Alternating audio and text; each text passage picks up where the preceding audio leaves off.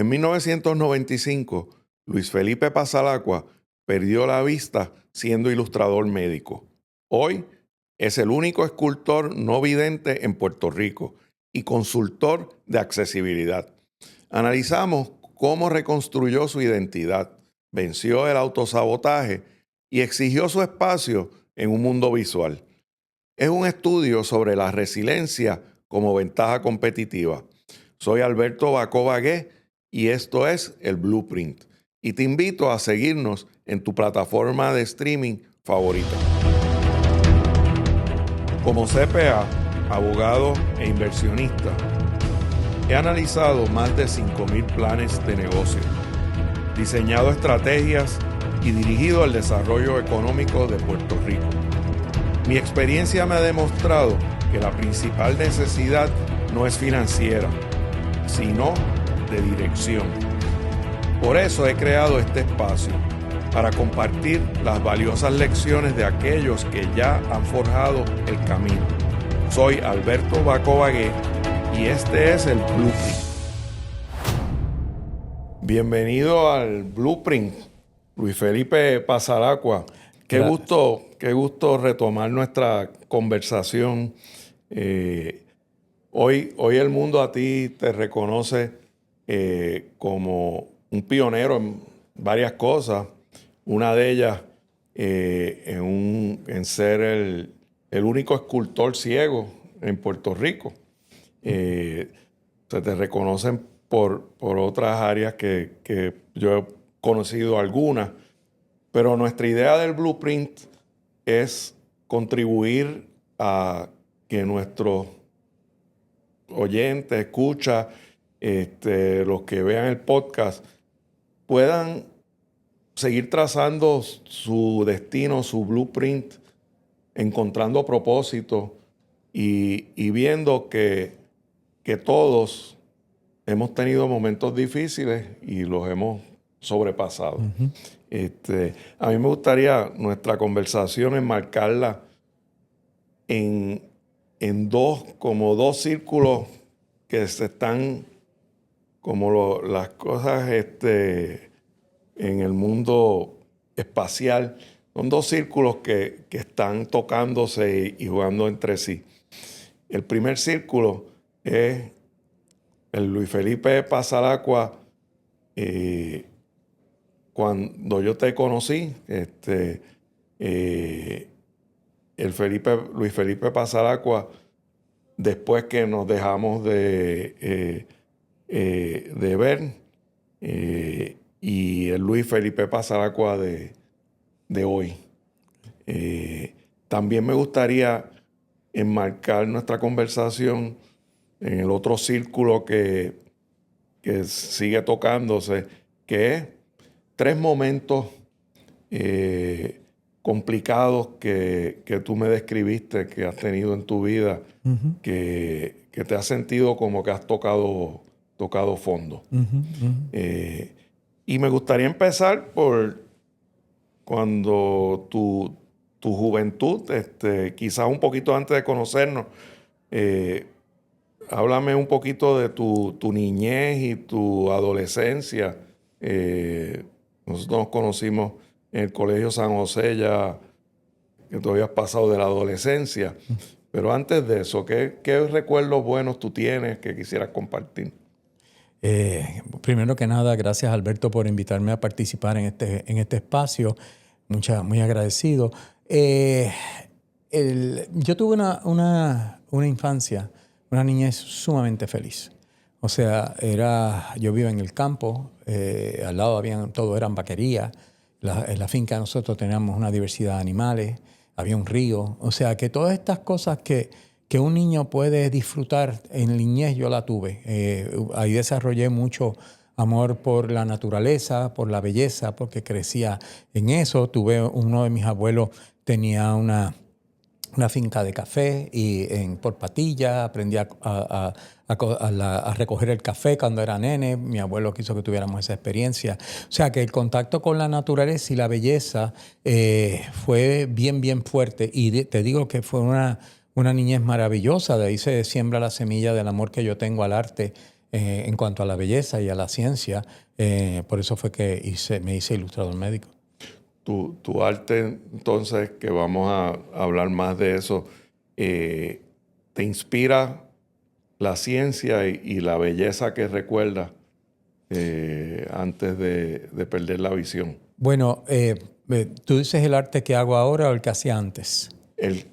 En general, tu Ok. trayectoria en el arte, Sí. en encontrar tu propósito en el arte. Sí. Si lo puedes resumir esa... Yo, mira, desde chiquito, el primer recuerdo de bien chiquito, coger una crayola y empezar a hacer disparate. O sea, yo siempre he buscado el dibujo y toda mi vida, no importa lo más cosas que haya hecho en el deporte, siempre el arte, el dibujo estuvo conmigo a través de todos esos años. Después de unas circunstancias que pasaron, yo estuve en el ballet y siempre buscando el arte.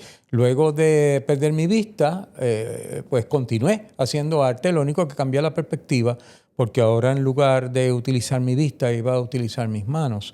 Y fue algo bien interesante porque nadie lo había hecho antes.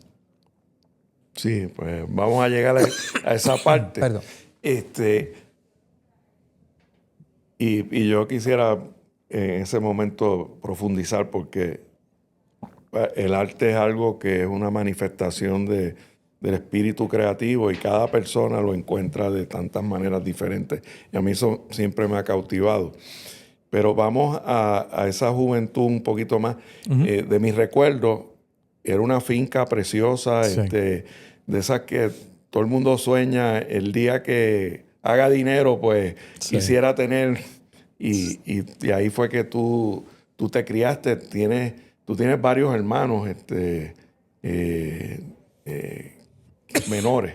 Sí, tengo del primer matrimonio de mi papá, éramos 4 varones, 2 hembras, y después papi se volvió a casar, tengo 2 hermanos más. Pero ahí en la finca que tú conociste, pues yo soy el mayor, después era Jorge, Eric, Reinaldo, Adriana y Debbie. Y era, como tú dices, una finca preciosa. Mi papá le gustaba mucho la horticultura, bregar con la tierra, así que era como vivir en un jardín. De hecho, inclusive la finca tenía un parque de softball, no sé si te acuerdas. Sí, no. Era un espectáculo. Sí. De hecho, que mi hija menor le gusta la equitación y he oído de tu hermana que tiene ella enseña equitación, Debbie. Sí, mi casa siempre habían caballos porque mi mamá fue una de las personas, Isolina Sotomayor fue una de las personas más importantes de la historia del Paso Fino en Puerto Rico. Quiere decir que en casa siempre habían caballos. Mi hermana, todos crecimos montando caballos, etcétera, etcétera. Pero mi hermana más pequeña, Debbie, pues ella decidió hacer una carrera de la equitación, pero esta vez sobre salto, y ella lleva como 40 años enseñando salto en lo que queda de esa misma finca. Porque una vez mis padres se divorcian, la finca se divide y mi hermana compró un pedacito y ahí ha tenido su escuela de equitación por muchos años. Sí, es una, no, era una finca extraordinaria. ¿Tú montabas Paso Fino? Yo montaba Paso Fino, años después, una vez entré en karate, dejo los caballos, dejo de montar Paso Fino porque dediqué todo mi tiempo pues a estudiar taekwondo y luego a dar clases hasta que una lesión pues detuvo esa parte de mi carrera. Más adelante en mi vida yo vuelvo nuevamente a los caballos, pero en este caso era de rodeo y de salto, pero eso también hubo una lesión y lo detuve. Y entonces entro al resto de lo que es mi carrera en el arte. Pero siempre habían caballos, sí. Y el Colegio San José, que fue donde nos conocimos, ¿tú entraste desde 7º grado? No, yo estudié hasta 8º grado en Sagrados Corazones, en Guaynabo. Luego entonces, en 9º grado, entro a San José. Okay. Pues aquí viene cuando yo conozco a Luis Felipe Pasalacqua, pues quizás eso tú no lo sabes, pero en aquella época, lo que hoy se conoce como bullying y se protege tanto, pues eso era una cosa bien normal. Sí. Eso era... Sí. A mí nadie Sí. me habló de bullying, ni yo me quejé de que bullying que me hicieran. Sí. Le hacíamos bullying a todo el mundo. Sí. Y ese era el mundo real. Pero yo sí te puedo contar que a mí me decían culón. y, y yo era bastante gordo. Ajá. Y yo decidí yo mismo tomar control de esa etapa y acabar con el bullying. Y una de las cosas que más me ayudó, y yo creo que lo principal, la confianza en mí mismo, fue la inspiración de coger clases de karate, de taekwondo contigo. Y con tu socio en aquel Sí. momento, que era Pombo. José Pombo, sí. José Pombo. Y eso es algo que yo todavía les recomiendo a todos que tienen hijos, el darle experiencias que ayuden a generar autoestima. Sí. A mí eso me generó una autoestima espectacular. Y cuéntame un poquito de esa etapa cuando tú empiezas, de mis recuerdos, porque yo nunca cogí clases con John Castro, era. Sí. Pero era como medio una figura legendaria, que fue el que empieza esa escuela en el Colegio San José. Sí. Y entonces tú y Pombo eran como los estudiantes que se quedaron y desarrollaron la escuela. Pero ahí yo no participaba. Cuéntame un poquito de esta figura de John Castro, que de mis recuerdos tú hasta viajaste a Oriente a coger cursos y cosas. Sí, yo algo parecido a lo que te sucedió a ti cuando yo entré a San José. Yo era bien flaquito y bien chiquito. Yo decía, aquí me van a matar. O sea, porque cuando era de varones solo el colegio. Varones, la gente era cruel. Pero sí, era un ambiente de verdad que había que sobrevivirlo, vamos a decir así. Entonces, cuando yo paso a 10º grado, pues Johnny, que era un exalumno de San José, pues Juan Castro pues decide fundar el club de taekwondo. Y yo me metí precisamente para que no abusaran de mí, porque yo era, como te dije, bien chiquito y bien flaquito y me prestaba mucho bullying. Pero entonces me metí ahí. Y me encantó, me gustó. Verdad que cuando había que pelear, como yo era tan chiquito, yo miraba a los otros y decía, ay, Dios mío, yo no sé para qué yo me metí en esto. Pero me ayudó mucho en la autoestima y en la disciplina. Porque para uno alcanzar las cosas en la vida uno tiene que tener perseverancia y disciplina. Y el karate no es fácil, ¿verdad? Y eso yo me levantaba antes de que me llevaran al colegio. Allá en la finca yo me levantaba a las 5 de la mañana y me iba a correr en el parque abajo, corría, hacía mi ejercicio por la mañana, entonces me bañaba para que me llevaran allá al colegio. Y eso me ayudó a enfocar mucho en momentos difíciles, en momentos de ansiedad, a enfocarme porque el deporte te ayuda en eso, o sea, te ayuda a tener una meta, estar dispuesto a trabajar duro por esa meta. Nadie lo puede hacer por ti, porque en el deporte nadie puede hacer el trabajo por ti, tienes que hacerlo tú solo. Y eso fue algo que yo siempre se lo agradecí a Johnny. Johnny me trataba a mí al palo limpio, pero era enseñándome la disciplina. Y fuimos dos, los del grupo, la escuela de él, que llegamos a Cinta Negra, que fui yo y fue José Pombo. Johnny entonces se va para California, se muda, se casa y se va para California, y ahí es donde yo estaba en 4º año, cuando él hizo eso, me dejó la escuela y me invitó a ir con él íbamos a ir, supuestamente íbamos a ir a China, pero algo sucedió, cambió de idea, entonces lo que hice es que viajé a San Francisco, a Chinatown. Él me llevó a las escuelas de Kung Fu, a donde estaba él tomando clases, etcétera, Praying Mantis, White Crane. Ahí aprendí kata, aprendí estilo de pelear, etcétera. Y te voy a decir, en el momento cuando se destruye toda esa belleza, ese mundo ideal en el que yo vivía, que fue cuando yo estoy graduándome de 4º año, el karate fue lo que me sostuvo porque era mi escape. Entre todo lo que estaba pasando, pues yo hacía mi ejercicio y seguía para adelante con el karate. Y el karate me sostuvo como por 2 años después de que me gradué. Hay pocas cosas que yo puedo decir que quizás uno o dos que yo me hubiera gustado seguir y es las artes marciales. Sí, Que llega un punto que uno se casa, empieza a tener otras sí, responsabilidades y no lo pude seguir, pero uno de mis sueños era tener algún día una academia como las tienen unas en China, sí, con la naturaleza, una cosa sí, que compartiera lo físico con la belleza. sí, sí. Después de eso, ahora me trae recuerdo que tú habías ido a estudiar Kung Fu y Ujú. entonces yo empecé a comprar los libros de Kung Fu y empecé a aprender unas cuantas cosas que podían. Y eso, pues, quizás me da un pie para entrar en las etapas tuyas que me contaste, Sí, que has tenido 3 etapas de sí. dolor y que fueron muy profundas y como esto es el blueprint, pues me Ujú. gustaría que de cada una compartieras cómo saliste Ujú. de ellas y al final pues vamos a hablar mucho del arte. Ujú. Pero para que tengan contexto quien esté viendo esto, para mí Luis Felipe era el equivalente de Bruce Lee, era la época de las Sí, era la películas de época de Bruce Bruce Lee. Lee, Sí. del Jeet Kune Do, que era la disciplina Ajá. de Bruce Lee. Yo compré todos esos libros del Sí, Jeet Kune Do, que era una mezcla. sí. Y yo veía a Luis Felipe como esa figura que era lo más cercano que yo veía a Bruce Lee.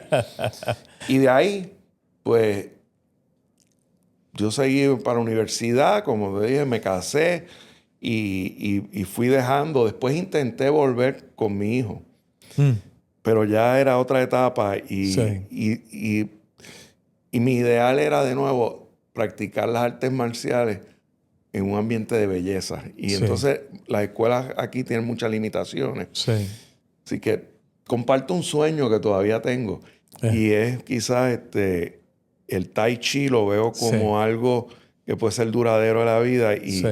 y ayudar a que se funde una academia de Tai Chi con la naturaleza, pues es Mm. uno de mis proyectos sin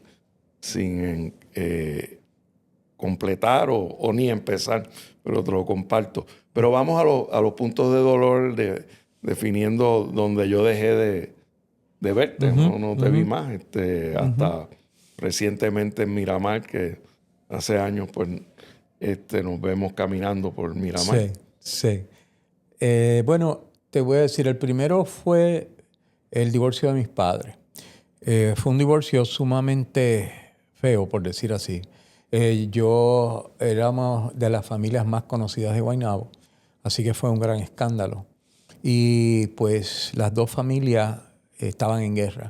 Y lo que pasó fue que yo como era el mayor, pues todo el mundo me decía que por yo ser el mayor tenía que arreglar la situación. Entonces yo era un muchacho de 19 años. Yo no tenía la madurez para bregar con todo lo que se me estaba echando encima. Que me usaban, los dos bandos me usaban para atacar al otro bando, yo en el medio. Yo había entrado a la universidad, a la UPI, directamente por un programa especial a segundo año. Estaba con 21 créditos en la universidad, en segundo hueso, en ciencias naturales.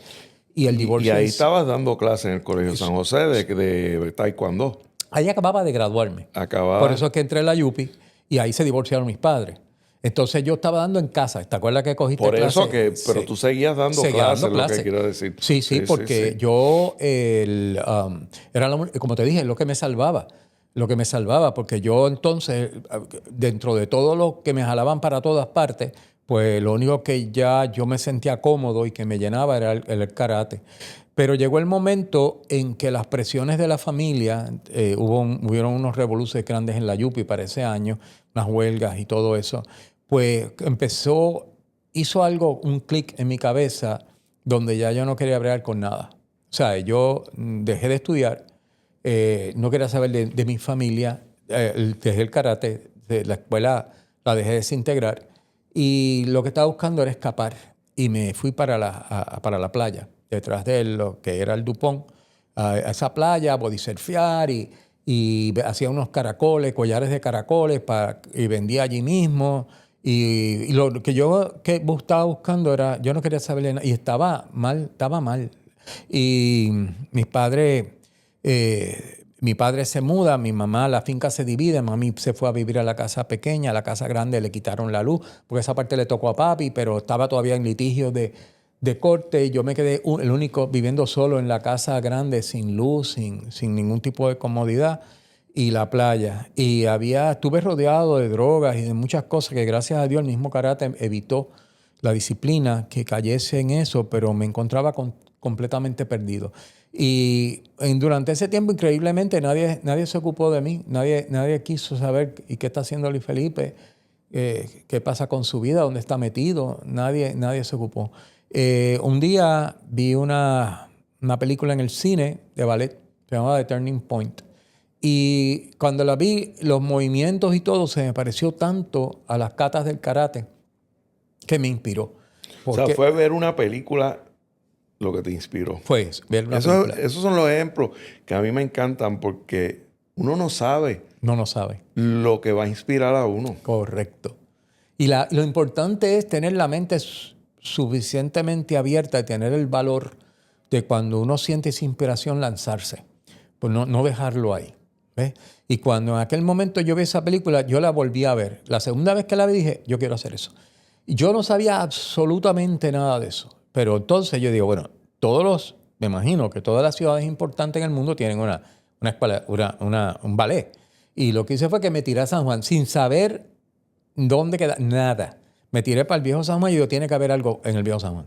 Y me tiré y empecé a caminar por el Viejo San Juan y pasando por la Plaza Colón, veo unas muchachas vestidas de ballet que entraban a un edificio que ya no está allí, que lo tumbaron y ahí estaba el ballet San Juan. Yo me metí a la escuela y dije, bueno, sonreído, ¿verdad? Llego allí, yo quiero aprender. Y enseguida pues entré y nada, en 3 meses ya era de la compañía, porque es que entre los caballos y el ballet, las katas, pues yo tenía toda ya, el físico ya estaba ready. Lo único que necesitaba aprender es pues la técnica y enseguida subí. Y lo practiqué desde el 77 al 80. ¿Y qué te decían asumo que la mayoría eran compañeras allí en la escuela? ¿Tuviste alguna dificultad de integrarte? Para nada. Me recibieron con los brazos abiertos. Había un grupo bastante grande de varones. Los varones me recibieron muy bien. Nada, me los gané. Todo fue, te lo digo, como si siendo yo siempre... auténtico te los ganaste. Sí, fue bien. Además, yo no hablaba. Yo calladito, yo hacía lo que tenía que hacer y lo hacía bien. Subo a la compañía y estuve, como te dije, del 77 al 80. En el 80 voy a Nueva York. 79. Voy a Nueva York por un verano a coger unos cursos intensivos que se daban en verano en distintas escuelas allá y me enamoró ¿verdad? Los maestros, varios que tuve. Y hablé con Ana García y le dije, mira, me quiero ir un año para Nueva York, quiero aprender allá y me fui. Ella no quería, pero yo quería aprender, sí, y me fui. Y estuve allá con Madame Darvash en la escuela de ella y con Vladimir Dukodovsky en el New York Conservatory of Dance, cogiendo clases. Eran 2 maestros extraordinarios. Y en ese momento, pues iba muy bien mi carrera, pero entonces era tan intenso que empecé a tener problemas, sangraba cuando orinaba. Y pues llamé a mi papá y le dije, mira papi, algo me pasa, no sé lo que es. Papi me dice, te me vienes a Puerto Rico ahora. Volví para Puerto Rico, el sangrado cada vez que volvía a practicar, volvía a sangrar y pues tuve que dejar de bailar. Y eso fue algo sumamente fuerte para mí, esa segunda pérdida de algo que amaba, que me había sostenido y que yo pensaba que podía seguir haciendo y que era muy bueno. Allá en Nueva York yo era el estudiante especial de esos 2 maestros, pero pues me perdí. Ahí me metí a discoteca, vida de noche, la playa otra vez. ¿Y no hubo un mentor en esa trayectoria que te ayudara? No, tuve, por ejemplo, estos maestros que tuve en Nueva York, eran excelentes maestros y como dije, era uno de sus estudiantes favoritos. Tenían unos planes para mí, lo mismo con Ana García. Pero yo estaba solo. Y en aquellos momentos empecé a salir, después que tengo que dejar de bailar, empecé a salir con un grupo de amistades que no eran las mejores. No eran malas personas, pero sus costumbres y sus hábitos eran... Los comportamientos. Los comportamientos, ¿sabes? Estaban muchos de ellos endrogados. No estaba bien. No era una influencia buena. No era una influencia. Y la autoestima mía se acabó de destruir. Tuve una relación que fue fatal para mí. Me acabó de destruir la poca autoestima que tenía. Y en esos momentos, pues, como te dije, estaba completamente perdido. Entonces ahí conozco a Jorge y nos hicimos amigos y Jorge, su influencia me sacó de ese mundo, me dio paz. Es un ser humano sumamente balanceado, sumamente tranquilo. Y pues me ayudó a tener a alguien que se ocupara de mí, que se interesase sinceramente, sin pedir nada a cambio. Y eso me ayudó a centrarme. Una vez me centro, vuelvo a estudiar. ¿Eso fue más o menos en qué año? Eso fue en el 83. 83. Sí, yo estuve 3 años perdido, del 80 al 83, y agradezco mucho a Dios que no caí más abajo. Durante ese tiempo estuve primero viviendo solo en la casa abandonada, luego murió mi abuelo, entonces fui a vivir con mi abuela. Pero mi abuela, ella me dejaba, ella hacer lo que fuera, ella no se metía en nada, ¿te fijas? Pero ahí vuelvo a estudiar y vuelvo a mi amor, que era la ciencia. Y cuando estoy en ciencia, pues quería estudiar medicina. Ya yo tenía 29 años y vuelvo a esta vez entré en Sagrado, me graduó en el 86. Ese año había un programa en la Escuela de Medicina de Ponce para estudiantes sobresalientes en ciencias naturales, que uno podía ir y era como un entrenamiento para entrar a la Escuela de Medicina. Y fui para allá y lo hice todo muy bien. Pero cuando pensaron en una ocasión a decir el tiempo que había que tomar, llegar a distintas especialidades, yo quería cirugía, yo me dije, no, ya yo estoy mayor para esto. Voy a acabar cuando tenga 40 años para empezar con un montón. Entonces, pues, eso me deprimió mucho.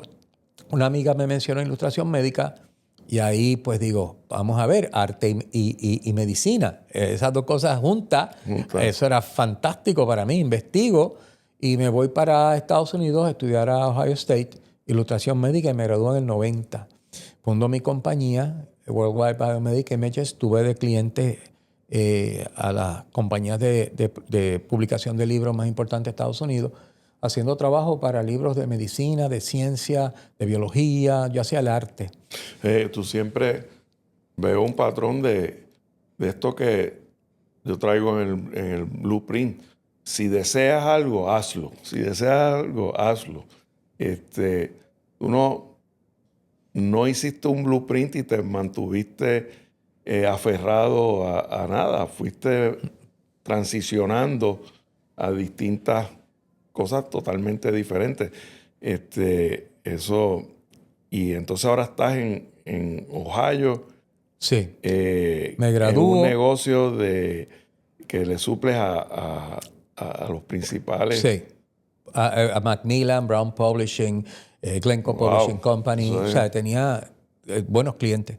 Entonces me mudo de Columbus en el 94 a San Antonio, Texas, porque yo usaba la técnica de pistola de aire y los inviernos allá eran tan largos que me afectaba los pulmones, estar encerrado, así que me fui a San Antonio, Texas. Y en el 95... ya tú estabas con Jorge. Sí. Entonces, en el 95 cojo una infección.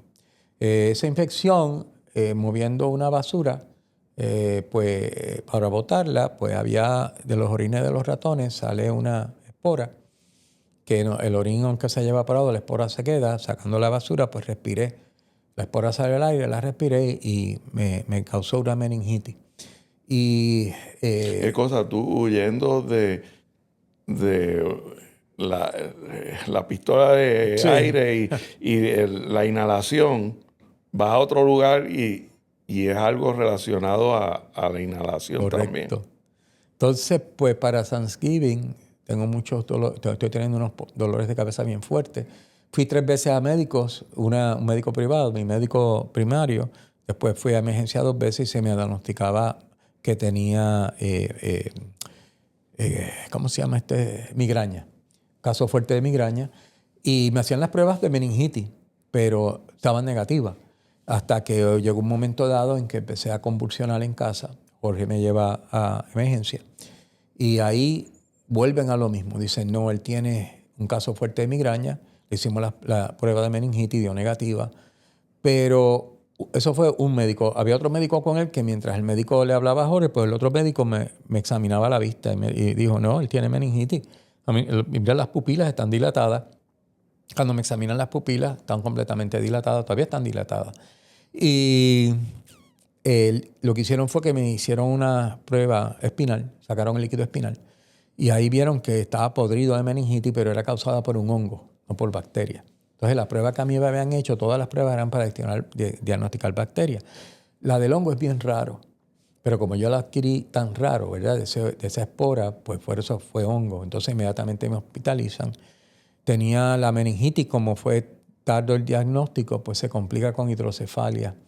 Se me hincha el cerebro, empieza el cerebro a pillar los nervios ópticos y los mata. Entonces, pues ahí me quedo ciego. Ahí estoy 90 días hospitalizado, primero en intensivo un montón de tiempo. Llamaron la funeraria para el traslado de mi cadáver. No se creían que yo iba a sobrevivir. Sobrevivo una crisis, me pasan a un hospicio, porque de todas maneras pensaban que estaba tan débil que en cualquier momento moría. Y lograron estabilizarme, superó la crisis y me traen para Puerto Rico. Ahí pues perdimos todo, la manera en que yo me ganaba la vida, perdí la capacidad para moverme, para alimentarme, porque la meningitis hizo un daño en el cerebro que me dejó ciego, yo no oigo bien, perdí también capacidad auditiva. Y afectó lo que era mi lado derecho y estaba postrado en una cama. Perdí los bienes que tenía, casa, todo. Me quedé en cero. O sea, hubo una pérdida también económica. Todo. Todo. Entonces voy a vivir a casa de mi madre, una casita humilde en aquel momento. Mi madre se había vuelto a casar y había enviudado. Y estoy viviendo con ella y aquello fue terrible. O sea, porque no solamente era la pérdida de todo, la soledad en que me sentía, era un mundo completamente desconocido para mí. O sea, es que hay que vivirlo para entenderlo. O sea, es como si te hubieran cogido de un día para otro. Yo me quedé ciego en 5 días.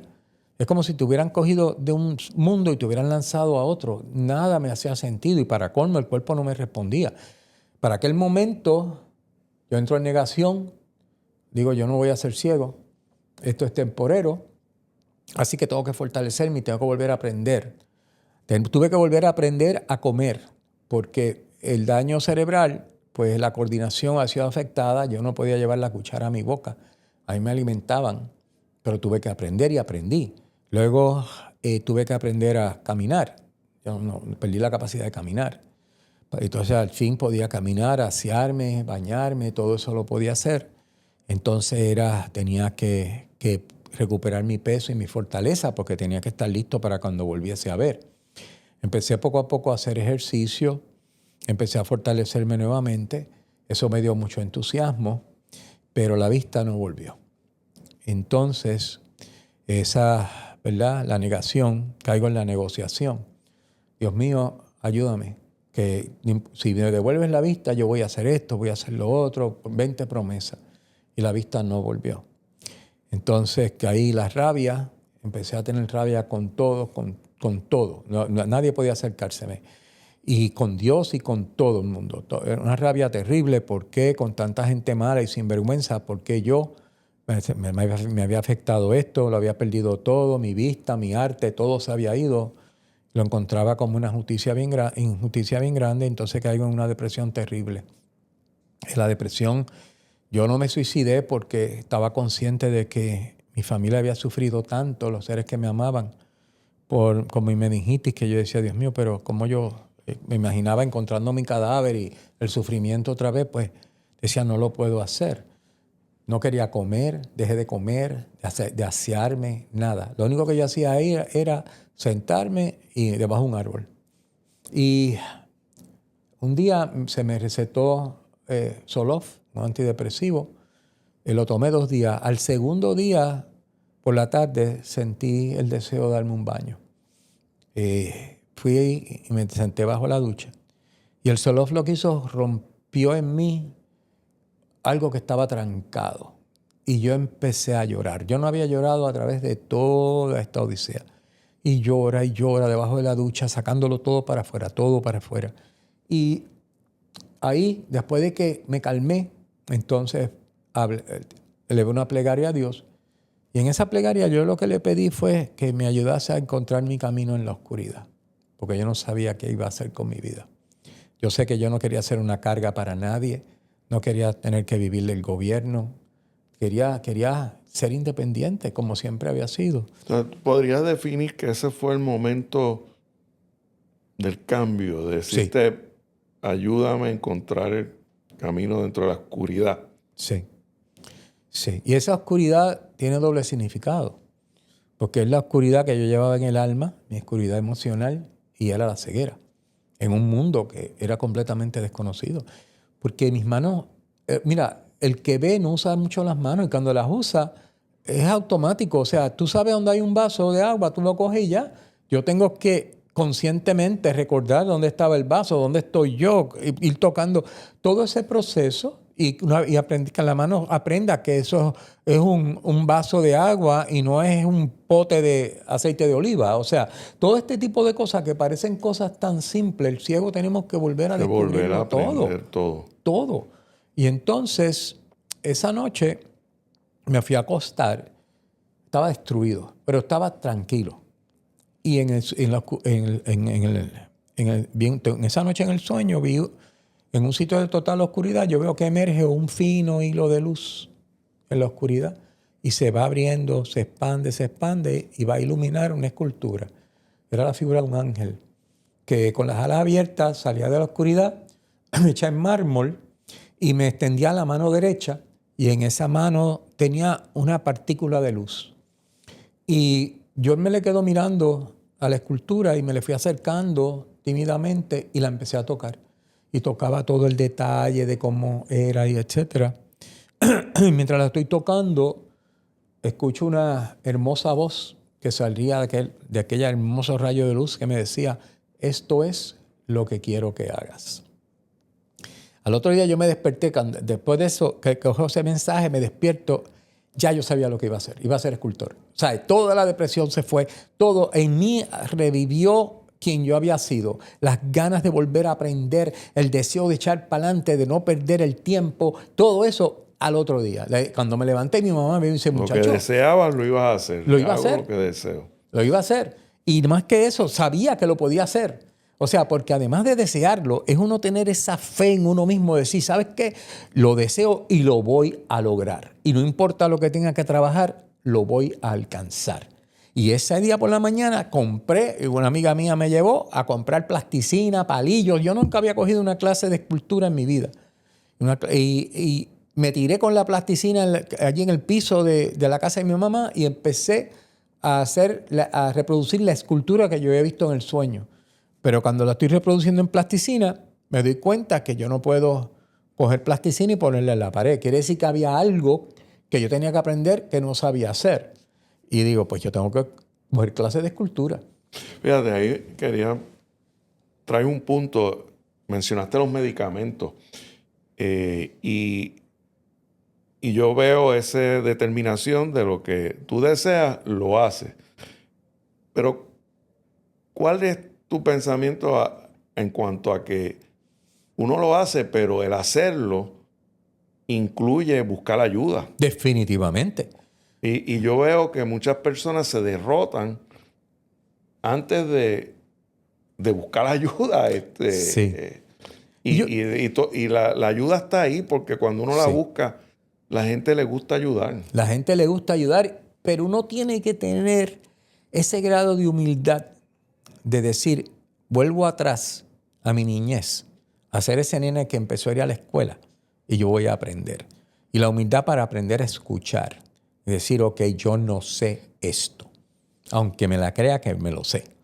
Y si no tienes esa humildad de ser un estudiante, o sea, de echar a un lado lo que yo sé de la vida, de mi experiencia, mi opinión, y por abrir la mente y como un estudiante absorber como una esponja, ahí uno echa para adelante. Porque ahí es donde están las herramientas. Cuando uno no sabe, uno no tiene las herramientas. Si uno no sabe ni qué necesita.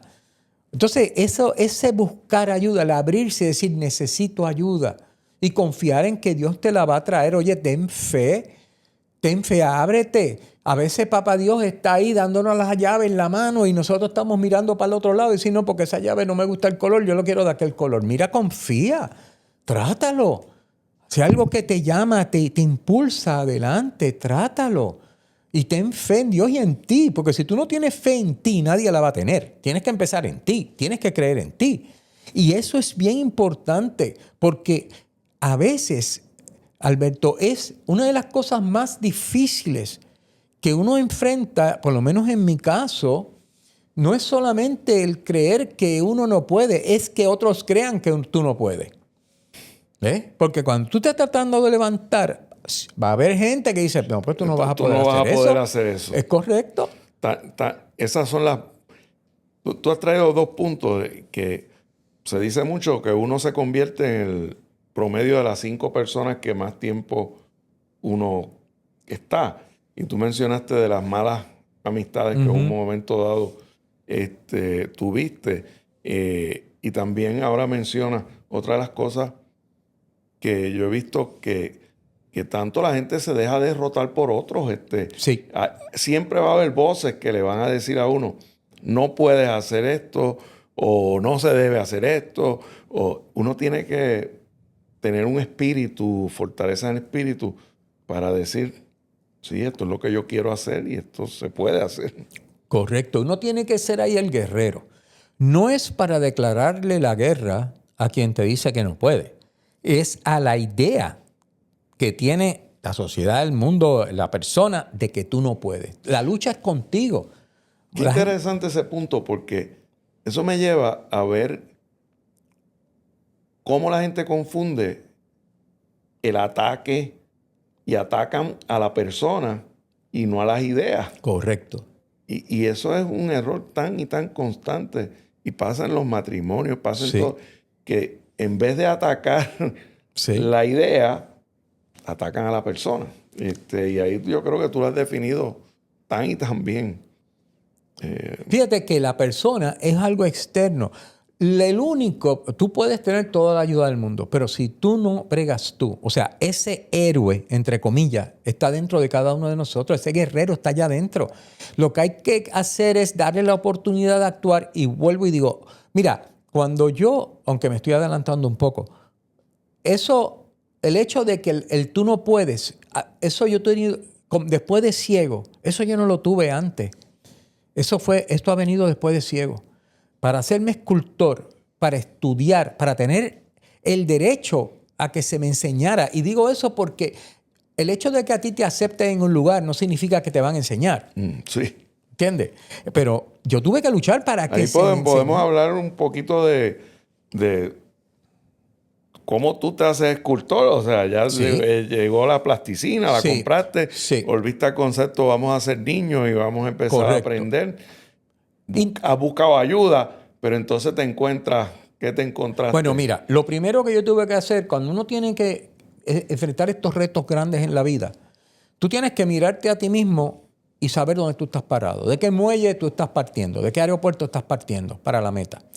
Y en mi caso era que era ciego. Yo no quería aceptar la ceguera. Yo no quería usar un bastón, porque en aquel momento, antes del sueño, yo decía, si yo acepto el bastón, me voy a quedar ciego para toda la vida. Eso significa que yo no tengo fe en Dios de que voy a volver a ver. Una vez yo tengo el sueño, fíjate cuando es el cambio de perspectiva, de mirar con miedo a lo que no tengo, que era el que no podía ver, y a lo negativo que yo percibía la ceguera, ¿verdad? Ese miedo que me evitaba echar para adelante, a tener una nueva meta. Yo voy a ser escultor. Ya me importaba un bledo que era ciego o que no era ciego. Y yo decía, bueno, ok, pues si yo quiero ser escultor, yo tengo que ir allá afuera a aprender. Y para aprender allá afuera, yo tengo que aprender a ser ciego en el mundo. Entonces ahí es que yo me comunico con rehabilitación vocacional y digo, ok, yo quiero aprender a estudiar escultura. Bueno, ahí fue donde primero me dijeron que un ciego no podía hacer eso. Que el deber de rehabilitación vocacional era encontrar la mejor manera. Las cosas que ellos entendían que tú podías hacer. Correcto. No era lo que tú querías Correcto. hacer. Yo dije, no. Usted está ahí para facilitar que yo estudie lo que yo quiero estudiar. Y salí de allí y exigí que se me cambiara la persona que me tenía de consejero y se me dio otra persona que él enseguida aceptó el reto y digo, vamos para adelante. Entonces, ahí yo me había matriculado en la Liga de Arte de San Juan y empecé a coger escultura allí con Melquiades Rosario, que Melquiades en un principio, ese escultor puertorriqueño, era mi mentor. Melquiades Rosario, yo le tengo mucho respeto. Sí. He visto su trayectoria. Estuve en su taller en Bayamón, en como una selva, sí, una cosa sí, interesantísima. Sí, yo estuve ahí. Y le tengo mucho respeto. Tengo pendiente de comprarle varios libros para regalar. Muy bien. Vi que estuvo enfermo recientemente. Sí, estuvo enfermo. Pero Puerto Rico es chiquito. Una parienta de él que trabajó conmigo y es quien me lo presenta, Noemí. Muy buenos recuerdos de Melquiades. Pues fíjate, yo conozco a Melquiades en la liga y Melquiades después me confesó que él no me quería enseñar porque él había tenido unas experiencias negativas con estudiantes por rehabilitación vocacional que lo que hacían era pasar el rato, ¿verdad? Y que él no iba a perder tiempo con otro estudiante de rehabilitación vocacional. Y menos ciego. Entonces, nada, él me empecé a coger la clase y él empezó la clase y yo empecé a hacer lo mejor que podía. Yo me dije, mira, ¿sabes qué? Yo no voy a decir ni esta boca es mía. Yo voy a probar que yo sí quiero aprender. Y él me dice que a la tercera clase dijo, no, pero este estudiante quiere aprender. Entonces ahí se dedicó, se enfocó en mí. Entonces, una tarde yo estaba en casa de él, me estaba enseñando a hacer un molde y él me dice, ¿sabes qué, Felipe? Yo quiero que tú vayas a la Escuela de Artes Plásticas y te me matricules como estudiante allí. Y yo brinqué y le dije, Melquiades, yo soy ciego. ¿Cómo yo voy a ir a la mejor escuela de arte de Puerto Rico, a los mejores estudiantes, a los maestros más importantes como yo, bla, bla, bla, bla, bla? Y él me dice, espérate un momentito. Entonces busco una tabla, unos clavos y un martillo. Me dice, clávame esos clavos en esa tabla. Y yo, pero Melquiades, si yo no veo cómo clávalo. Los dos primeros clavos salieron volando. Los otros dos se doblaron, pero el último lo clavé. Entonces me dijo, ¿sabes qué? Está en ti. No importa lo que la gente diga, no importa lo que otros piensen, eres tú el único que va a decidir a dónde tú vas a llegar. Impedimento, ciego o no. Y yo dije, ok, chévere. Cogí, me matriculé en la Escuela de Artes Plásticas. Allí me convertí en el primer estudiante ciego en toda la historia de esa universidad. Obviamente, nunca había habido un estudiante ciego, pues nadie sabía cómo enseñarme. O sea, dentro de la técnica pedagógica no se incluía el ciego. Era una escuela de artes visuales. Ahí yo tuve que empezar a luchar como gato boca arriba para que se me enseñara, porque había maestros que se negaban completamente. Había maestros que simplemente no querían ni tratar. Nada, ni tratar. Hubieron otros, Melquiades incluido, que sí, Charles Yujas, que lo que hicieron fue que tan pronto sabían que iban a tener un estudiante ciego, en sus talleres se vendaban y empezaban a hacer lo que me iban a enseñar a mí. Ellos primero lo trataban en su taller, a ver cómo se sentía, cómo podían enseñarme, etc. Y en el caso de esos maestros, era una relación como de un equipo, porque ellos no sabían cómo enseñarme a mí. A veces yo tenía que enseñar a ellos cómo enseñarme a mí algo que yo no conocía. O sea, pero yo les decía, eso funciona, esto no funciona, bla, bla, bla. Y así tuve que aprender, pero cuando empezaron el negarse a darme clase, volví a decirme, ¿sabes qué? Las palabras se las lleva el viento. Olvídate de decir que es mi derecho, que yo tengo el derecho de estar aquí y que no puede haber discrimen. Olvídate de todo eso, eso lo dice todo el mundo. Tú lo que vas a hacer es cállate la boca y haz el trabajo. No hay excusa ninguna. Si tengo que trabajar el doble, lo hago. Y lo hice. Yo me quedaba por las tardes después de clase, iba los sábados y los domingos a trabajar en mis piezas. ¿Por qué? Porque esas piezas tenían que ser terminadas cuando se suponía la fecha límite y tenían que merecer A. Y así fue. Y no era porque yo era ciego, era porque el trabajo merecía eso, porque yo tocaba las piezas de los demás. Entonces, muchos maestros empezaron a defenderme, a usarme de ejemplo. Y una vez que iba por un pasillo, había un maestro hablando a los estudiantes y le decían, ¿saben qué? ¿Vieron la pieza que está allá afuera? Una pieza que yo he hecho en PVC. Eso lo hizo el estudiante ciego. Si él puede hacer ese trabajo, aquí no hay excusa para ninguno de ustedes. Ustedes tienen que hacer el trabajo, ¿verdad? Pues, ¿qué pasó? Empezaron el vandalismo a mis piezas. Me vandalizaron 3 piezas. Y o sea, otros estudiantes nunca se supo. vandalizaron piezas. Sí, tienen que haber sido estudiantes. Tienen que haber sido. Porque Tienen que haber sido. Pero nunca se supo quién. Lo que pasa es que... ahí sale un elemento que yo siempre he tenido mucha dificultad de trabajar en la vida, es la envidia. La envidia. Pues la envidia se manifiesta de muchas maneras y hay personas que yo les llamo que son tóxicos porque están llenos de envidia todo el tiempo. Y no pueden ver que la vida se compone de ayudar a otros. Claro. Y que mira, eso es lo que te va a traer mira, tú no sabes. felicidad. Yo digo, la gente que envidia, yo digo, mira, tú no sabes lo que esa persona ha pasado en su vida para llegar a donde ha llegado. ¿Qué tienes derecho tú a desearle mal a alguien que tú no sabes su vida y lo que ha tenido que luchar? Oye, dale respeto. Sí, como dice el refrán, si Dios se lo dio, que San Pedro se lo bendiga. Pero en aquel momento, yo no lo podía creer. Fueron 3 piezas, no fue una, 3 piezas. En aquel momento mi mamá me decía, deja de estudiar, salte de la escuela de artes plásticas, porque ella tenía miedo de que me hicieran daño. También daño físico a ti. Claro. Yo hablé con la rectora y le dije, mira, me está pasando esto. Y ella dijo, no, eso no se puede permitir y bla, bla, bla. Pero últimamente el que tenía que hacer frente era yo. Entonces yo le decía a mi mamá, no.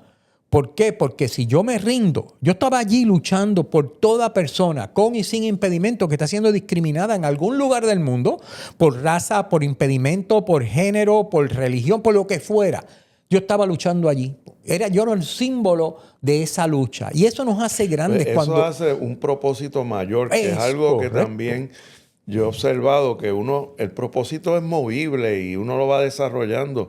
Y tú tenías un propósito de hacer arte y eso te movió, pero veo que desarrollaste un propósito mucho mayor. Impactar a toda persona con impedimentos en el mundo. Mira, y no solo con impedimento, como te digo, cualquier persona que se sienta menospreciada tiene que aprender a creer conmigo. Y si el ciego lo puede hacer, yo nunca me voy a olvidar de eso. Y yo lo uso constantemente. El ser un ejemplo de ayudar a que otra persona diga, contra, si él lo puede hacer, si él lo hizo, yo lo puedo hacer. Y yo le dije a mi madre, yo no voy a renunciar. No importa lo que haga, porque si yo renuncio, le voy a cerrar la puerta al próximo ciego, que puede ser, quién sabe, el tiempo que pase, que quiera hacer arte, y le van a decir que no, porque ya hubo un ciego que lo trató y no funcionó. No, yo tenía que quedarme, y me quedé. Y gracias a Dios, yo no sé lo que hicieron, pero el vandalismo paró. Y ahí estuve en artes plásticas, hasta que pues me dijeron que no tenían cómo darme un bachillerato porque habían clases de pintura que no sabían cómo un ciego las podía hacer. Y yo estaba tan cansado ya de la lucha y que yo dije, está bien, ya yo aprendí lo que yo quería aprender. Porque lo único que tenían que hacer era convalidar mis créditos como ilustrador médico. Sí. Ya tenía un grado posgraduado. Sí. O sea, eso es lo único, no se hizo. Pero a mí no me importó. Y me fui y ahí yo hice me fui en el 2000. Y en el 2001 di mi primera exposición solo. De ahí para adelante he seguido trabajando, doy conferencias motivacionales, porque para mí, miren, yo siempre pienso que somos todos, aunque todos somos diferentes, todos estamos conectados. Y si a Dios a uno le ha dado un talento en lo que sea, pues compártelo. ¿Sabes? Es un regalo que Dios te da a ti, es para que tú lo des para adelante. No todo el mundo puede ser escultor, ni todo el mundo puede ser artista, pero yo sí puedo dar con mi historia y motivar a otras personas a hacerlos creer en ellos mismos y que ellos dentro de sí tienen el artista más maravilloso del mundo, porque para mí la obra más maravillosa que uno puede tener es la vida de uno mismo. Es nuestra propia vida. Sí. Esa es la gran obra. Y tú eres el único artista que puede hacer esa obra. Y si uno en uno empieza a creer en esa verdad, uno empieza a decir, esa obra que es mi vida merece más. Siempre voy a dar mi máximo. Siempre voy a estar humilde. Siempre voy a estar flexible. Siempre voy a estar abierto a las oportunidades de echar para adelante. ¿Y por qué? Porque como yo digo en mis conferencias, tú no sabes quién te está observando. A todos nos observan. Mira, puede ser que tú digas, no, a mí nadie, yo estoy en mi casa, yo no voy a ningún lado. A lo mejor tienes un sobrinito, un hijito, alguien en esa familia te está observando. Y dice, no, porque si tío, que si papi, que si mami lo hizo, yo tengo que poder volver a hacerlo, ¿ves? O sea, siempre podemos inspirar. No. Sabes que esa es una de mis mayores lecciones empresariales. A mí me la dio Claudia, esposa de Augusto Schreiner, Oh. en su restaurante. Uh-huh. Me dijo, ella solía sentarse a conversar con uno, porque yo siempre he pensado, cuando yo voy a un restaurante, yo voy a la casa de alguien. Ajá, y yo respeto a todo el mundo porque estoy yendo a su casa. Sí. Y me encanta conversar. Y ella se sentaba en las mesas y ella me dijo algo que después, yo siendo abogado, siendo CPA, habiendo sido presidente de un banco a los 29 años, lo que ella me dijo era la voz que cada vez que yo tenía duda emprendiendo, me salía esa voz. Y era la voz que ella me dijo, Alberto, siempre hay alguien que te está observando. Uh-huh. Y tú no sabes de dónde va a llegar el apoyo a tu negocio. Esas palabras sencillas de Claudia a mí me han guiado. Tú tienes unas palabras que a ti que te guíen. Ya tú me comentaste la luz que viste, pero tienes unas palabras que puedas compartir que sean tuyas. Yo pienso, siempre he dicho, y aquí pues yo soy una persona de fe, o sea, yo tengo mi fe. Y yo siempre me digo, Dios ni desperdicia ni se equivoca. Todo lo que nos pasa en la vida tiene un provecho. Está en ti el descubrirlo y cómo utilizarlo. Somos nosotros, a base de nuestros miedos, nuestros prejuicios, los que consideramos algo bueno o malo. Si es algo malo, a mí me han pasado muchas cosas malas, pero de eso lo que yo digo, mira, eso cada vez me ha hecho más fuerte. Dios ni se equivoca. Ni desperdicia, ni se equivoca. Ni desperdicia, ni se equivoca. O sea, nada que nos pase en la vida es una equivocación. Teníamos que pasar por eso, porque eso nos va a ser más grande. Y eso siempre nos va a dar unas herramientas que nosotros vamos a poder usar, no solamente para seguir adelante, sino para ayudar a otros a que puedan seguir adelante. Eso es un gran blueprint de la vida. Y entonces, como escultor, tú has seguido una trayectoria. ¿Cómo opera? Siempre he visto que los artistas tienen unas fases, empiezan de una manera y siguen o perfeccionan Sí. un estilo. ¿Cuál ha sido tu trayectoria en como escultor? Fíjate, yo era artista, yo era ilustrador médico. Quiere decir que cuando yo empiezo en escultura, lo que está dominando el proceso de crear es el artista vidente que hay dentro de mí, el ilustrador. Empecé con piezas que eran figurativas, la anatomía y todo eso yo lo conocía. Y en la escuela... Eso es lo que uno llama en negocio tu ventaja competitiva. Ajá. Entonces, en la escuela, mis maestros todos eran videntes. No había ningún otro artista ciego en Puerto Rico. Entonces, pues, ese era el que dominaba. Pero poco a poco, según voy entrenando mis manos, el artista ciego empezó a salir. En mi trabajo, tú ves el cambio de cómo cada vez enfatizo más el abstracto. Porque la pieza, lo que yo hago es un diálogo entre sea el mármol, sea madera, sea plastilina, cómo mis manos tocan esa pieza, cómo se deslizan. Yo siempre empiezo con un diseño figurativo, una idea figurativa, una figura haciendo tal cosa. Pero entonces empiezo a pasar la mano por la figura en mi mente, empiezo a crear unas líneas, unas curvas que tienen que ver con el movimiento de las manos y empiezo entonces a enfatizar al artista ciego, que es el que ahora domina. ¿Ves? De vez en cuando yo le pregunto a Jorge, ¿cómo se ve esto? ¿Por qué? Porque yo estoy consciente que yo no hago trabajo exclusivamente para personas ciegas, sino para que toquen las piezas, sino para todo el mundo. Quiere decir que tengo que también considerar si la idea que yo quiero, el vidente la puede captar, y eso yo no lo puedo hacer porque no veo. Pero entonces llama a Jorge, que tiene excelente ojo artístico, y él me dice, eso funciona, eso no funciona, estás haciéndolo según la idea, si no, bla, bla, bla, y yo voy haciendo los ajustes. Pero ha sido un proceso de descubrimiento, de ir soltando unas cosas y una perspectiva de vida y ir ampliando la perspectiva que es más fidedigna a mi realidad de ciego. O sea, yo soy un artista ciego y crea trabajos desde esa perspectiva de la persona ciega. Y eso ha sido la gran lucha, vamos a poner así, o la misión dentro de mi trabajo como artista. Cada vez descubrir más cómo mis manos pueden hablar, ¿verdad? Y como dice José Saramago en la obra La Caverna, en la punta de cada dedo hay un pequeño cerebro que uno, cuando es vidente, no le hace caso, pero el ciego dependemos de ese pequeño cerebro. Entonces, ese pequeño cerebro, yo lo traducí, lo he ido transformando en pequeños cerebros, pequeños artistas en la punta de mis dedos. Y entonces empiezo a enfatizar ese camino hacia el abstracto. Sí. Yo he tenido retos grandes, porque uno de los retos grandes, por ejemplo, es el taller. O sea, yo no puedo guiar.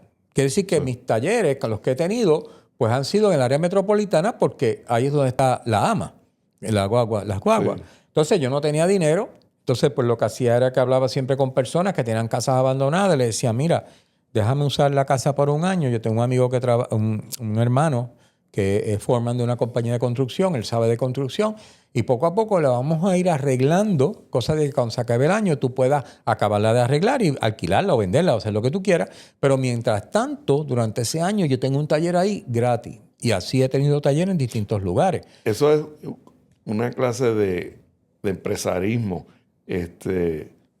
Uno tiene que buscar los recursos y ser creativo. Sí. Ahí tú estás añadiendo valor, estás combinando varios círculos, que yo le llamo el método de los 3 círculos. Uno coge 3 experiencias y las junta y logra algo diferente. O sea, tú le diste valor, pero le sacaste provecho. No, y es como te digo, uno siempre, miren, para mí, uno no puede ser egoísta.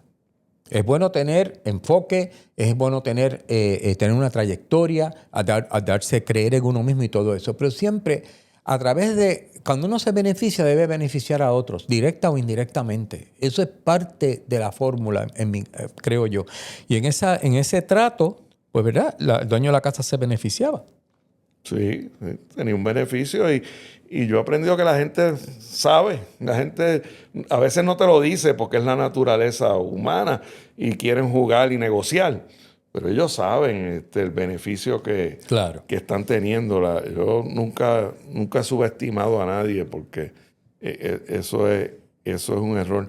Háblame un poquito, has mencionado mucho a Jorge. Yo los veo caminar hace años. A veces voy y los saludo, me acerco. Al principio, te confieso, tenía un poquito de temor. ¿Cuál era la reacción? Me encuentro con Bruce Lee, mi Bruce Lee ideal, mi maestro de taekwondo. Ay, me dio muchísima alegría. Caminando por las calles de Miramar y Santurce con Jorge a su lado todo el tiempo. Y francamente no entendía bien lo que había pasado por tu vida. Y tú dijiste un ejemplo. La gente no sabe lo que otros están pasando o han pasado. El dicho de los indios, que tú no sabes, conoces a una persona hasta que no caminas en sus zapatos. Correcto. Habla un poquito de tu relación con Jorge. Me mencionaste que eso fue un punto también difícil en tu trayectoria. En algún momento, no sé si quieras compartir conmigo. Bueno, nosotros somos un equipo. Pero la verdad que desde mi perspectiva se ven tan únicos caminando, que es algo que impacta bien positivamente. Se ve como una armonía, una paz. Yo creo que Jorge es uno de mis maestros en esta vida. O sea, a través de él, de las acciones, ¿verdad? De los actos. Nosotros nos conocimos hace 43 años. Pues yo he visto lo que es creer en otra persona. Él siempre ha creído en mí, me ha apoyado. Él siempre, ¿cómo se llama? Ha tenido su trayectoria, ha sido muy exitoso en su trayectoria. Pero a través de todo esto siempre ha sido la persona que me ha dicho, no, tú puedes, tú sigue para adelante, sí, porque todos caemos y todos en algún momento flaqueamos. Y siempre ha sido mi mano derecha. Como dije, es un hombre que tiene un ojo artístico tremendo, lo cual yo confío totalmente. Además, confío en todo, pero totalmente en su criterio cuando yo estoy trabajando en una pieza de arte. Él ha aprendido mucho lo que es vivir en oscuridad, por decir así. Y él me describe todo. O sea, es una persona que es mis ojos, ¿verdad? Pero es mi mejor amigo. Y él a mí, el apoyo de él ha sido indispensable durante estos años por todo lo que yo he pasado. ¿Tú sientes que el perder la vista y todo lo que has tenido que vivir con esa situación te ha obligado a ver el alma humana con más claridad? Sí, yo digo que una gran lección para todo ser humano es quedarse ciego por un año. Ojalá y lo pudieran hacer. Porque cuando tú ya no ves lo superficial, es un asunto de sobrevivencia, uno aprende a ver, a sacar información de los entrelíneas, a deducir del sonido lo que es la forma de algo, lo que está pasando. Uno aprende a ir más profundo. Y cuando tú no te quedas en lo superficial, en esa primera impresión, pues tú te pones más en contacto en lo que es la persona así con el alma de esa persona. Uno está más abierto a unas vibraciones, si lo quieres decir así, a una energía que emana en el aura de esa persona, en la esencia de esa persona. Y eso siempre yo lo he agradecido. Es una de las bendiciones de ser ciego, que me ayuda a ver a las personas más allá de esa primera impresión. Y por eso es que yo digo que será magnífico que todo el mundo se quedase ciego por un año. Fíjate, has mencionado varias cosas que a mí siempre me impactan. Yo no he hecho la experiencia que uno va a una cena y te vendan y entonces uno tiene que experimentar, comer de un buen chef, ¿no? Y tener esa experiencia. Ahora me has despertado hasta cierto punto. ¿Por qué yo no? Me pregunto por qué no lo he hecho y no he tenido el valor y ahora quiero hacerlo. Porque nunca lo había visto de esa perspectiva. Qué bueno. ¿Y qué observación tienes del ser humano? Tú piensas, déjame hacer la pregunta diferente. Yo pienso que uno es energía. Ajá, yo también. Y pienso que de mi mamá,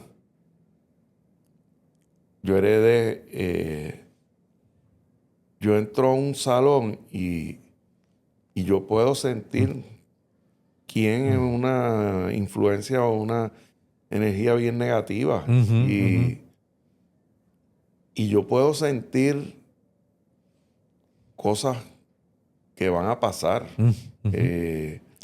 Y nunca lo he hablado con nadie, pero me luce que con esa realidad que tú has vivido y ¿qué tú piensas sobre la energía y sobre desarrollar unas capacidades que quizás nunca hubiese desarrollado si no hubiese sido ciego? Sí, no, definitivamente, todo es energía.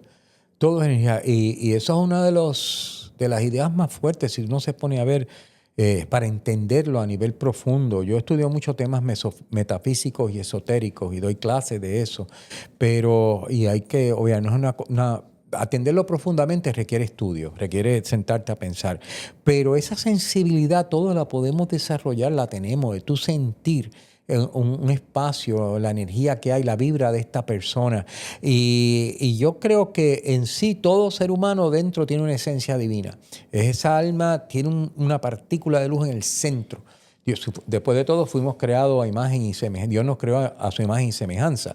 Por lo tanto, esa energía, esa vida, esa luz está dentro de cada cual. Ahora, las experiencias por las que personas atraviesan en la vida la opacan, le tiran unos velos por arriba, etcétera, etcétera. Cuando uno empieza a desarrollar esa perspectiva de que las personas, ¿verdad?, son creados a esa imagen y semejanza y todos tenemos esa chispa divina, uno como que abre el corazón a darle la oportunidad a otras personas, a creer en otras personas. Obviamente hay gente que los velos son tan gruesos que yo no voy a bregar ahí, ¿entiendes? Porque hay de todo en la vida, pero uno aprende a reconocer y siempre está la esperanza de que la persona puede echar para adelante, puede transformarse, puede cambiar si se le brinda esa oportunidad, ¿verdad? O sea, no sé si estoy contestándote la pregunta. Estás contestando muy bien, y yo te puedo reaccionar que una de las cosas más difíciles en mi vida profesional de 40 y pico años, donde yo he hecho de todo, el sector público, filantrópico, empresa privada, ha sido enfrentarme a esas personas que yo he terminado poniéndole el letrero de que son tóxicos. Sí, definitivo. Pero yo he tenido muchos problemas porque yo pensaba que uno de mis fortalezas al haber estado en el sector público, trabajando con tanta gente diferente, con tanto conflicto en el sector privado, pues yo podía cambiar a la gente. Yeah. Y que había personas que, aunque terminaban peleados con todo el mundo, terminaban demandando a todo el mundo, había personas que yo los iba a poder cambiar. Es una lección humana bien fuerte para mí, ha sido que hay personas que mejor es evitarlas. Correcto. Y eso concuerda en el blueprint con otras personas que he conversado que concuerdan que desafortunadamente hay personas que patológicamente les gusta ser desagradable, que les gusta, Entonces eso lo que hace es que te cambia tu energía.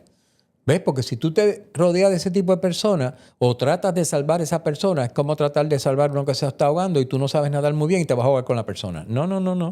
Uno da la oportunidad, pero también uno tiene que saber dónde decir hasta aquí, ¿verdad? Porque una persona tóxica, esa toxicidad se pega y tú no quieres contaminar tu energía, ¿verdad? Entonces, pues yo respeto a todo el mundo tiene derecho a pensar lo que sea, etcétera, pero yo busco esa sincronicidad, esa conexión con personas que más o menos vibren con uno, ¿verdad? Porque uno no puede, a todo el mundo no se puede.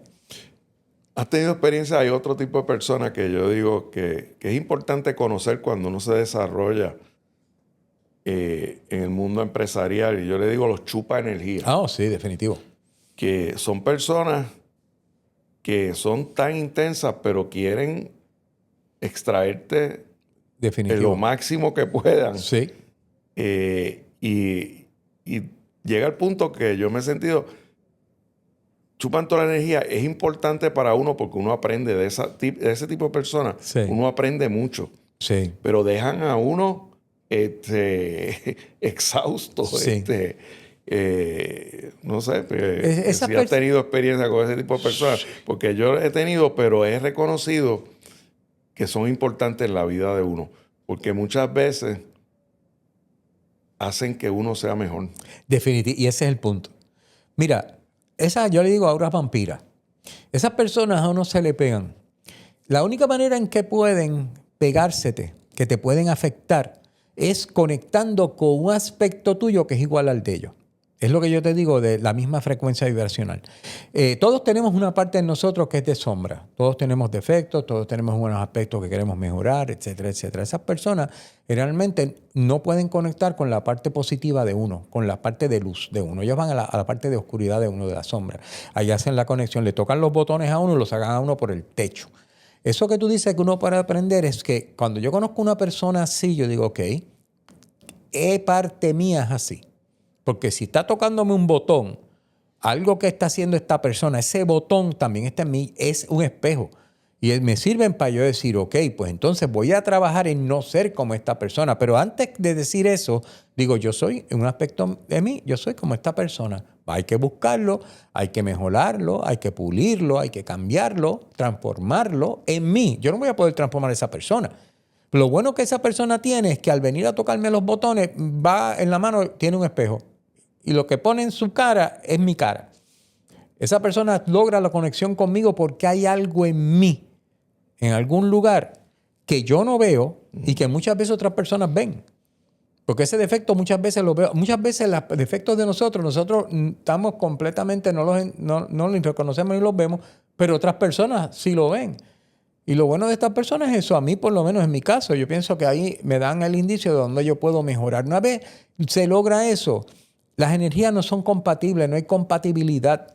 Y las personas ven que no pueden afectarte y se van a buscar a alguien que sí puedan afectar, porque no pueden con uno. Mira, yo he tenido mucho eso en el arte, porque en el arte hay mucha envidia y hay mucha puñalada por la espalda. Entonces, a veces yo veo esta persona que, vamos a poner, choca conmigo por la razón que sea. Yo digo, ok, pues entonces este artista, ¿qué hay en esta persona que yo soy igual? Yo lo uso así. Y lo que hago es trabajar para mejorar eso. Y siempre me ha pasado que las personas se van de mi vida. Yo no tengo ni que decirle que se vayan, se van. No logran esa compatibilidad que se necesita para poder influenciarme. Pero son nuestros grandes maestros. Esta parte ha sido para mí un masterclass, porque yo leo mucho de Carl Jung. Ah, sí. Y me encanta la manera que él analiza al ser humano. Uh-huh. Pero hay partes de su profundidad que me cuesta trabajo entender. Sí. Y una de ellas, tú eres la mejor persona que la ha explicado, que es lo que él habla de la sombra. Uh-huh. Y lo ha explicado también, que yo me llevo un gran aprendizaje. Qué bueno. Gracias. Porque lo has articulado. Uh-huh. Yo he tenido esa experiencia que la gente termina yéndose de mi vida, pero a veces no lo he podido articular y no lo he podido sacar con más rapidez el provecho. Sí, eso pasa. Pero de esa manera de mirarlo, mira, cuando alguien te esté incomodando, empiézate a preguntar por qué. Y esa es un área que tienes que trabajar tú. Sí. Qué bien. Vamos a la actualidad. Ok. Hoy eres consultor de accesibilidad para museos, profesor, protagonista de un documental. Uh-huh. Ya no esculpes obras, pero estás esculpiendo la cultura de la inclusión en Puerto Rico. ¿Cuál es el cambio estructural? Si podríamos describir cuál es, tú entiendes, es el mayor dificultad que hay en Puerto Rico para lograr ver en nuestro país esa mayor inclusión antes de que tú decidas retirarte. Bueno, fíjate, primero, sí estoy trabajando escultura, pero es modelado. O sea, lo que ya yo no hago es esculpir al mármol y la madera, pero sí estoy trabajando el modelado, la plastilina para tirar en bronce. Bueno, en Puerto Rico yo lo que veo en persona, no puedo hablar de todo el mundo, ¿verdad? Pero mi impresión es que nos negamos a ver esa sombra en nosotros. O sea, es muy fácil apuntar el dedo para afuera, decir lo que está mal, señalar, gritar, hablar de derechos y todo, pero yo creo que tenemos que mirarnos un poquito más hacia adentro. Estoy hablando individualmente y muchos individuos forman una sociedad. A veces, ¿cuál es mi punto débil? qué yo tengo que mejorar. O sea, eso requiere cierto grado de humildad. Y una vez nosotros vemos eso que tenemos que mejorar como sociedad, pues también ver cómo puedo ayudar al otro, ¿verdad? Mejorándome yo. Porque aquí tratamos de que los demás mejoren, pero ¿qué tal yo? Mejor empieza por casa. Vamos a limpiar primero la casa, la nuestra. Y después entonces podemos señalar y hacer lo que tú quieras, que yo te garantizo que después que tú limpies tu casa no vas a tener que señalar a nadie, porque no va a hacer falta. ¿Ves? Después que uno coja esa entereza y de pararnos en nuestros pies, de saber que valemos sin que nadie nos diga que valemos, no necesitamos que nadie nos diga que valemos, ni tenemos que gritar y empujar, ni caerle encima a nadie para probar que valemos, porque simplemente al mirarnos se sabe que valemos por esa entereza, esa seguridad, esa paz, esa tranquilidad que tenemos y esa capacidad de crear y de echar adelante. No necesitamos señalar a nadie. Yo creo que hacer un poquito más, tener un poquito más de humildad, enfocar un poquito más lo positivo de la vida, coger las cosas un poquito más en serio. No todo puede ser vacilón, no todo es relajo, ¿verdad? Y tratar de, en lugar de buscar cómo a mí me ayudan, buscar cómo yo puedo ayudar a otros. Yo creo que esa es una manera en que podemos mejorar. Fíjate, yo creo que también que hace un punto fundamental. En otras conversaciones yo he hablado de que para mí el mejor halago que yo he recibido es que cuando he estado en posiciones de poder seguí siendo el mismo. O el halago que hoy mismo me dieron, que hay personas dentro de Fomento que dicen que fui una persona que ellos recuerdan con cariño porque los traté bien. Yo manejé segundo en mando de un banco que era de los 20 bancos más importantes de todo Estados Unidos, que era el Banco Gubernamental de Fomento de Puerto Rico en un momento dado. Y fui segundo en mando y yo nunca había trabajado en un banco y yo no estudié finanzas, estudié contabilidad y derecho. Y siempre entiendo que pude hacerlo por la humildad que mis padres me enseñaron. Que los empleados de la fábrica de muebles eran mis compañeros de trabajo cuando yo fui de muchacho a trabajar allí. Y yo creo que es un punto muy, muy importante que desafortunadamente no se le da ese nivel de importancia. Que para uno progresar hay que coger un grado de humildad, Sí. Y tenerlo siempre presente. Te Así felicito por articular de esa manera. Gracias. Si el día de mañana todo se detiene y solo queda una escultura de las que tú has hecho, y tú quisieras que el mundo entendiera quién es Luis Felipe Passalacqua, ¿qué te gustaría que esas personas sintieran cuando pasan las manos por una de tus esculturas? Wow, pregunta interesante. Bueno, yo quisiera que la sensación de asombro, no porque lo hizo un ciego, sino por algo que se asombren, que los haga sentir en ellos, ¿verdad? Yo siempre pienso que las esculturas, mis piezas son como hijos y cada uno tiene su vida. Una vez yo las termino, se van a su vida y cada uno tiene su discurso, que no tiene nada que ver conmigo. Ese discurso es entre el observador y la pieza.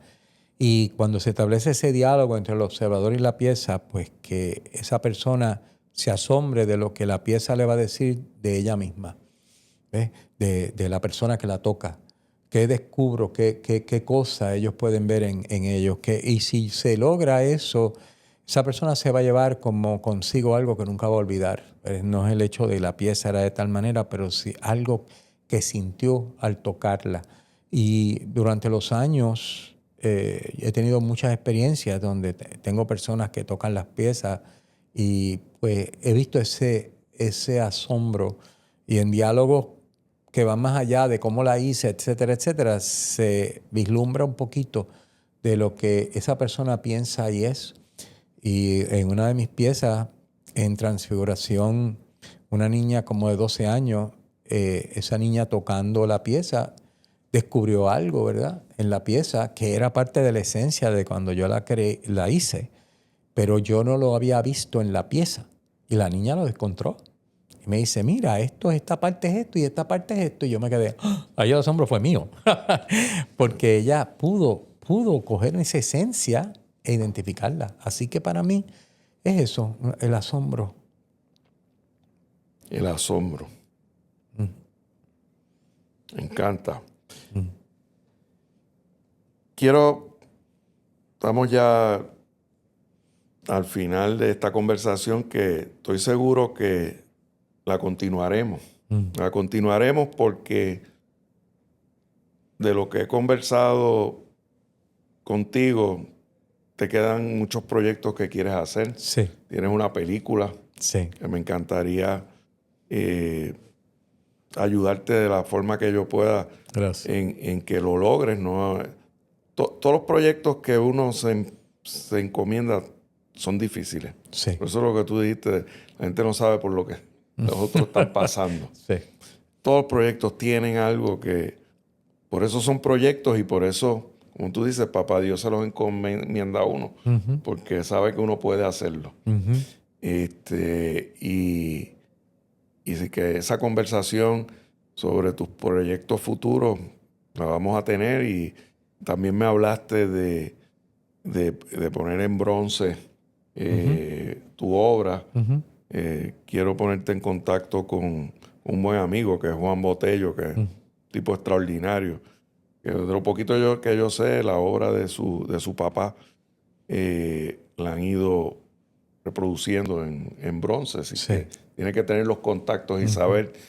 Y así es el mundo. Uno empata una cosa con la otra. Así mismo. Hoy mismo aquí, pues, quiero que conozcas un poco más de Jafet y Leroy, que son productores y a lo mejor tienen unas ideas para tu película. Al pedirte que dejes tu blueprint, si pudieras viajar en el tiempo a esa cama del hospital en el 1995, acercarte al oído de ese Luis Felipe aterrado que acababa de perder la vista, y decirle una sola frase sobre lo que le esperaba en los próximos 30 años a ese Luis Felipe aterrado, ¿qué tú le dirías? Yo le diría, ten fe, ten esperanza y arrojo, porque ahora va a comenzar una etapa de tu vida. Arrojo. Una etapa de tu vida más rica y más relevante de todo lo que tú has vivido en tu vida. Ahora es que tú vas a empezar a dar. Atrévete. Dar. Esta es la clave de la felicidad. Y es la clave del éxito. Es dar. Dar. Fíjate, mucha gente... Dar no es difícil. Lo que pasa es que la gente se menosprecia tanto que piensan que no tienen nada para dar. Todos tenemos algo para dar. A veces queremos que las cosas sean más espectaculares. Y por eso, como no podemos hacer algo espectacular, pues no tengo nada para dar. ¿Sabes qué? Los pequeños pasitos de la Tzu, o sea, esas cosas que no son espectaculares, lo que llevan a uno a lo espectacular a la larga. No nos preocupemos por que yo no tengo nada para dar porque no tengo ni talento, siempre tienes algo que dar. Lo que pasa es que tienes que conocerte, tienes que saber quién eres para saber entonces que si tú no te conoces, ¿cómo tú vas a saber lo que vas a dar?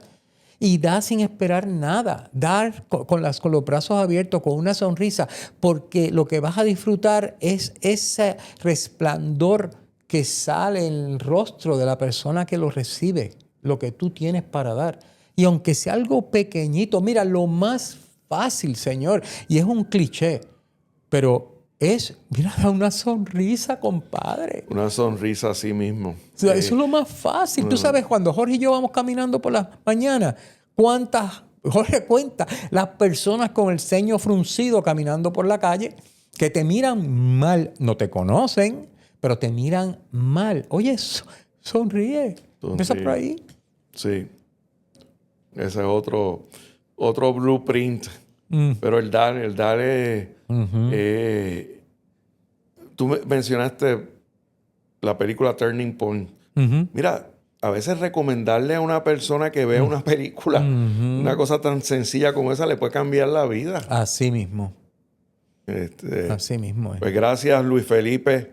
Hablando de dar, gracias por dar de tu tiempo y compartir tu extraordinaria historia.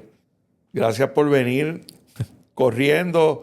Gracias tuvimos una confusión y no tenías en tu día. Eso es otra cosa que uno aprende, a ser flexible y a poder cambiar el curso de un día con las circunstancias. Pues la vida cambia en un segundo. No, gracias a ti, Alberto, por invitarme y por dedicar este tiempo a compartir conmigo en esto. Para mí ha sido de verdad un placer. Y un placer volverte a compartir contigo desde el tiempo de karate, ¿te acuerdas? Sí, no, compartir, la verdad. Gracias. Y volveremos.